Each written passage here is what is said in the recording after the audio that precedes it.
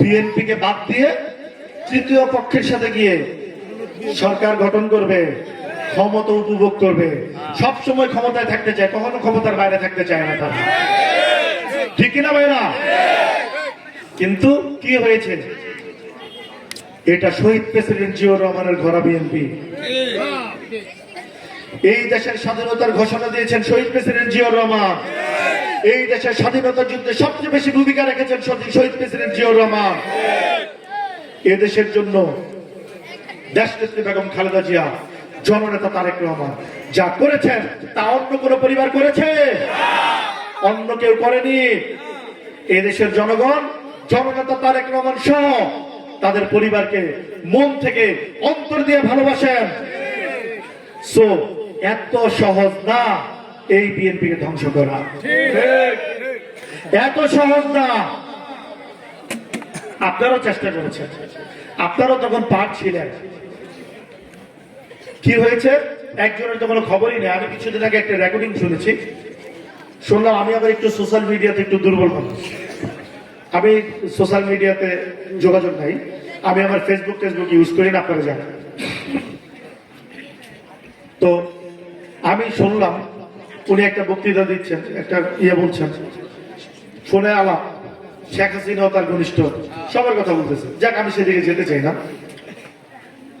আমি আরেকজনকে দেখেছি যিনি আজকে এসে ২৫০০ বড় বড় কথা বলেন।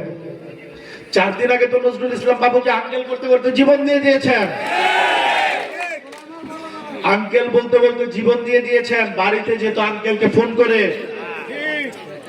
সেই রেকর্ডিং করে তার আঙ্কেল সবাইকে শোনাইতো।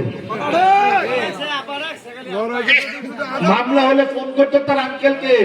আপনারা টক শোতে দেখেছেন, সে আর তার আঙ্কেল ওপেন কথা বলতেছে। তার আঙ্কেল এসপি কে ফোনও করেছিল, ওসি কে ফোনও করেছিল যে আমার চাচার বিরুদ্ধে মামলা হওয়া যাবে না। দেখেছেন আপনারা?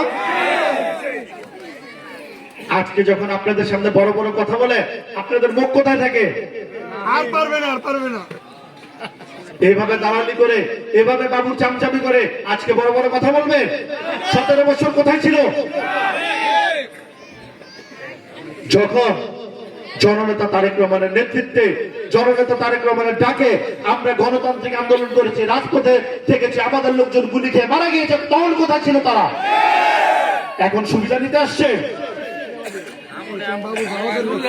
সুবিধাবাদী একটা দল সবসময় থাকে, ওই যে বিএনপিতে ক্ষমতা ছিল, তারপরে চলে গেছিল ফেরদৌস আহমেদ কুরেশির মামুনের কাছে, তারপরে আবার আওয়ামী লীগের সাথে যোগসূত্র, এখন আবার সুবিধা নিতে আসছে।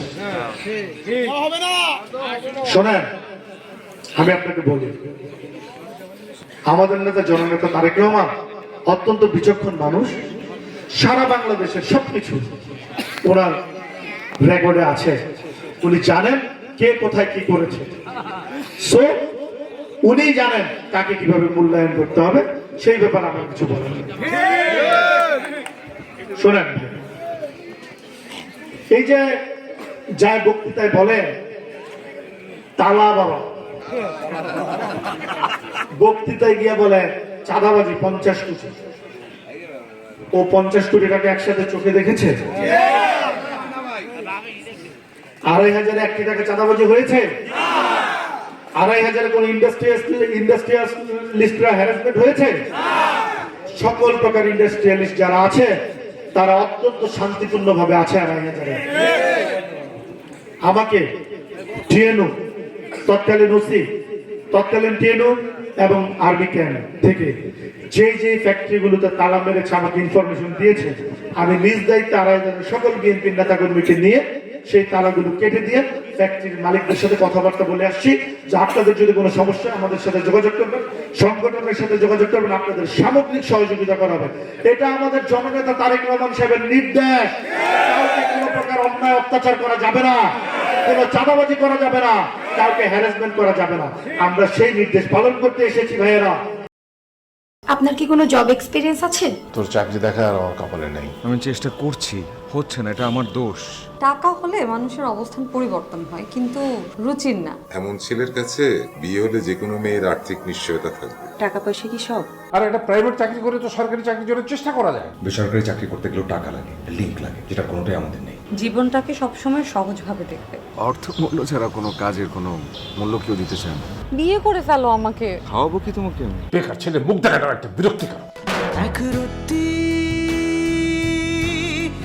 বেঁচে থাকার গল্প, আর সত্যি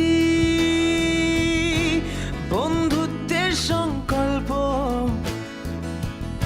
সেটা অল্প অল্প করে বদলে যাচ্ছে কল্পনা।